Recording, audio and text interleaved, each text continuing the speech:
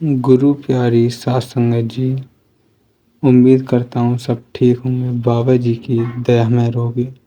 तो सात संगत जी, हमारे चैनल पर काफ़ी टाइम से वीडियो आ नहीं पाई क्योंकि मैं थोड़ा बिजी था। अब उम्मीद करता हूँ डेली वीडियो अपलोड होंगी। तो सात संगत जी, अगर आप नए हों इस चैनल पर तो हमारे नानक स्पिरिचुअल ज्ञान चैनल को आप सब्सक्राइब भी कर सकते हैं। तो आइए शुरू करते हैं बिना देरी के हुए हम वीडियो को। बाबा जी और हुजूर महाराज जी की अनंत कृपा से प्यारी सात संगत जी को राधा स्वामी जी, जो सचमुच हमारा है, जो हर सांस में हमारे साथ है, वह सिर्फ एक ही है, हमारा मालिक, हमारा परमात्मा। जब तक इस माया से भरे संसार में है, तकलीफें तो आएंगी ही। कभी बीमारी सताएंगी, कभी रोजगार ठहर जाएगा, कभी हालात ऐसे बनेंगे कि अपने ही पराये लगने लगेंगे। लेकिन इन सभी मुश्किलों के बीच एक चीज कभी नहीं बदलती और वह है मालिक की रहमत और गुरु का सहारा, जो हमेशा अटल, अडिग और अमिट रहता है। वक्त चाहे जैसा भी हो, वो मालिक कभी साथ छोड़ता नहीं। परमार्थ हमें यही समझाता है, अगर मुश्किलें आई हैं तो डरने की ज़रूरत नहीं, क्योंकि यह भी गुजर जाएगा। जैसे अंधेरी रात के बाद सुबह का उजाला ज़रूर आता है, वैसे ही हर परेशानी के बाद राहत ज़रूर आती है। इसलिए डगमगाना नहीं है, मालिक पर विश्वास बनाए रखना है। अपने भीतर की जो रोशनी है उसे बुझने मत देना। और सबसे ज़रूरी बात, किसी को दोष देने की, शिकायत करने की या किसी से बैर रखने की ज़रूरत नहीं, क्योंकि जिसने तुम्हें दुख दिया वही शायद तुम्हारे जीवन में बदलाव का कारण भी बन रहा हो। गुरु के बताए मार्ग पर चलने वाला हर व्यक्ति जानता है तकलीफ़ें आएंगी, पर वो हमें तोड़ने नहीं बल्कि संवारने आती हैं। बस मालिक की रहमत को थामे रहो और देखना, हर तूफान तुम्हारे सामने घुटने टेक देगा। वह भी उसी मालिक की मर्जी से ही आया होगा, ताकि तुम मजबूत बन सको और तुम्हारे कदम सच्चाई की ओर बढ़ सकें। जैसे सुनार सोने को आग में डालकर उसकी चमक बढ़ाता है, वैसे ही मालिक अपने प्रेमी को दुख की भट्टी में डालकर उसे और निखारता है। यही तो परमार्थ है, यही सच्चा प्रेम है और यही सच्चा सत्संग है, जहाँ हर दुख, हर परीक्षा मालिक की रहमत का ही एक और रूप बन जाती है। तो आओ आज एक सच्चा वादा करें, हम ना किसी को दोष देंगे, ना किसी से बैर रखेंगे, ना किसी से शिकवा करेंगे। हम केवल मालिक को याद करेंगे, गुरु पर भरोसा रखेंगे, क्योंकि वही है जो असली साथी है, वही है जो हर जन्म का संग है और वही हमें इस दुख भरे संसार से पार ले जाएगा। अब आप जी वाणी का आरंभ कर रहे हैं। यह तीसरी पातशाही श्री गुरु अमरदास जी महाराज जी की वाणी है। इस संसार में हर जीव सुख और शांति चाहता है, लेकिन जब हम गहराई से सोचें तो यह सवाल उठता है, हम इस सुख और शांति को आखिर कहाँ ढूंढते हैं। ध्यान देने वाली बात है कि हमारा मन ज़्यादातर बाहरी चीज़ों, दुनियावी शक्लों और पदार्थों की ओर ही भागता है। दिन रात हमारी आँखों के सामने यही माया नाचती रहती है और जितनी ज़्यादा हम इनसे लगाव रखते हैं, उतना ही गहराई से इनमें फंसते जाते हैं। नतीजा हम और भी ज़्यादा दुखी हो जाते हैं, उलझनें बढ़ती जाती हैं। क्यों? क्योंकि जिन चीज़ों में हम सच्चा सुख ढूंढ रहे हैं वे अब अस्थायी हैं। उनके साथ साथ उनका सुख भी केवल कुछ पलों का ही होता है।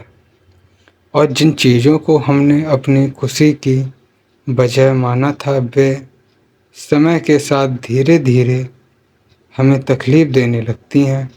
जैसे शादी के समय जो आनंद और उल्लास होता है, अगर उसी रिश्ते में दरार आ जाए, मनमुटाव या झगड़े शुरू हो जाएं, तो वही रिश्ता नरक का रूप ले लेता है। बच्चे जब जन्म लेते हैं तो कितनी खुशियाँ मनाई जाती हैं, दावते, दान, पुण्य, बधाइयाँ। लेकिन वही बच्चे अगर बीमार हो जाएं या बुरे रास्ते पर निकल जाएं या किसी दिन परमात्मा उन्हें वापस बुला ले, तो वही संतान दुख का बड़ा कारण बन जाती है। हम सोचते हैं कि सत्ता और पद में सुख है। जब लोग तारीफ करते हैं, चरणों में झुकते हैं, जुलूस निकालते हैं, उस वक्त अहंकार बढ़ता है।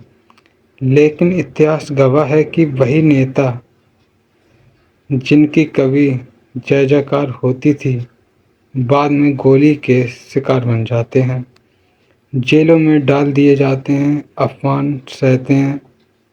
तब समझ आता है कि यह क्या सुख है, यह तो दुख का एक और रूप है।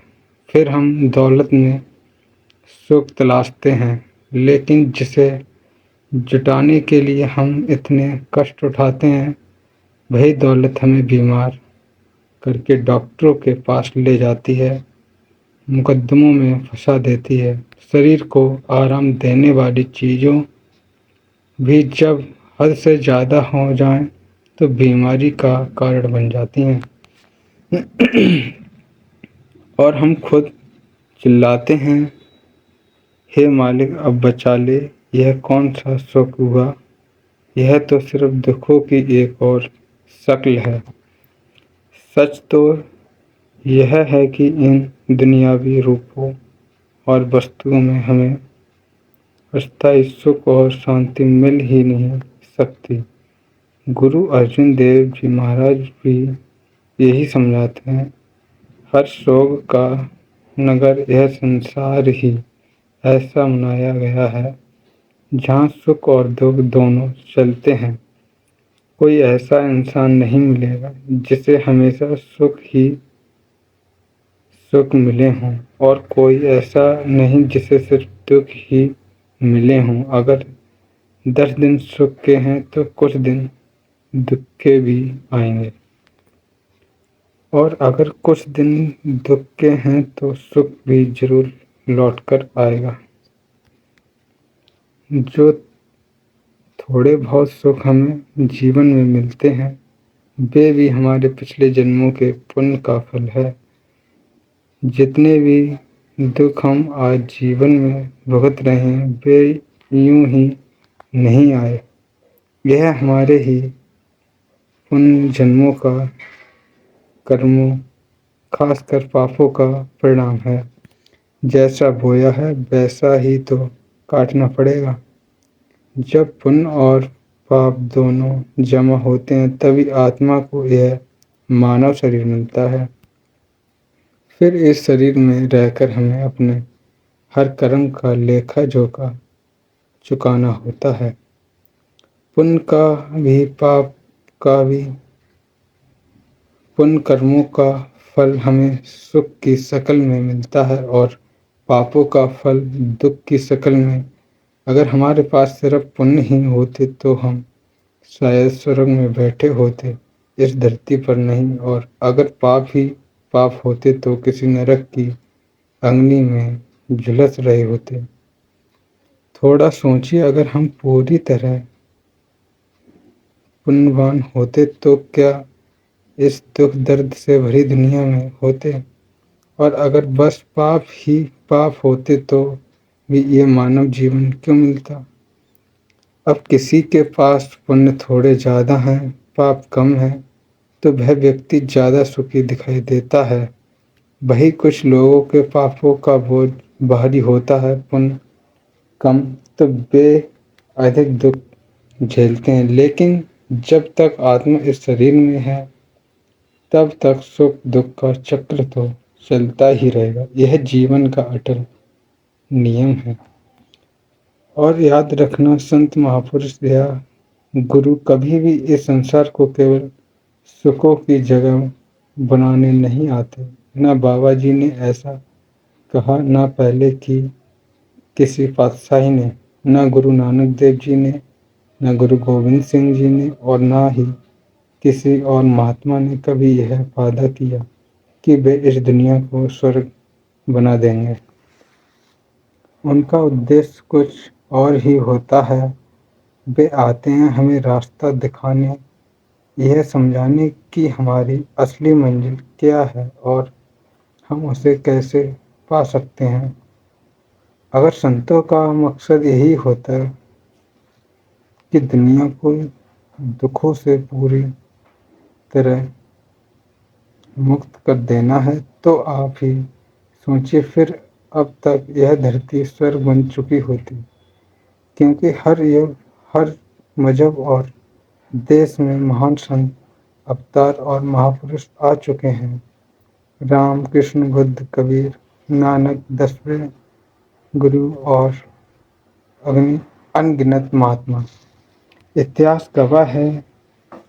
इन सबके आने के बावजूद यह संसार आज तक एक सुखों की नगरी नहीं बन पाया। तो फिर हमें क्यों लगता है कि हम दुनिया को पूरी तरह सुखमय बना सकते हैं? हकीकत तो यह है, जैसा हुजूर महाराज, बड़े महाराज जी अक्सर समझाया करते थे, अगर तुम सारी दुनिया के कांटे इकट्ठे करके साफ करना चाहो तो शायद पूरी उम्र लग जाए और फिर भी सफलता न मिले।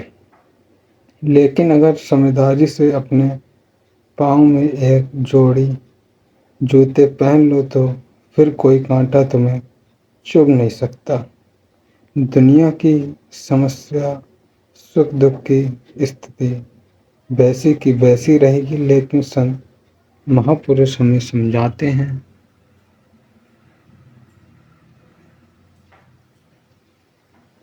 हमें ऐसा रास्ता दिखाते हैं, ऐसी साधन देते हैं कि उस पर चलकर हमारा चित्त, हमारा मन सुख दुख से ऊपर उठने लगता है। गुरु अमरदास जी आगे बताते हैं, जिन्होंने उस मालिक को अपना बना लिया, वे सच्चा सुख पा लेते हैं। अब सवाल है, वो अपना घर कौन सा है? वहीं जहाँ परमात्मा वास करता है। जब आत्मा परमात्मा से जुड़ जाती है, तब जाकर उसे स्थायी शांति और सच्चा सुख प्राप्त होता है। अब यह बात भी सही है कि दुनियावी चीज़ों से थोड़ी बहुत खुशी मिल जाती है, पर तभी जब हमारा मन, हमारा ध्यान परमात्मा की ओर भी लगा हो। जैसे एक छोटा बच्चा अपने पिता की उंगली पकड़कर मेले में घूमता है, उसे खिलौने भी अच्छे लगते हैं, मिठाइयाँ भी भाती हैं, सारा मेला रंगीन और सुंदर लगता है। वह सोचता है कि सारी खुशी उसे मेले से मिल रही है, लेकिन अगर गलती से वह पिता की उंगली छोड़ दे तो मेला वही है, खिलौने भी वही हैं, मिठाइयाँ भी वही हैं, मगर बच्चा घबरा जाता है, डरने लगता है, रोने लगता है। तब समझ आता है कि असली खुशी मेले से नहीं, अपने पिता के साथ होने से थी। तो साथ संगत जी, आज की हमारी वीडियो ये थी। अच्छी लगी हो तो हमारे चैनल को सब्सक्राइब करें, नानक स्पिरिचुअल ज्ञान को। तो आज से उम्मीद करूँगा वीडियो डेली आएगी, रोजाना।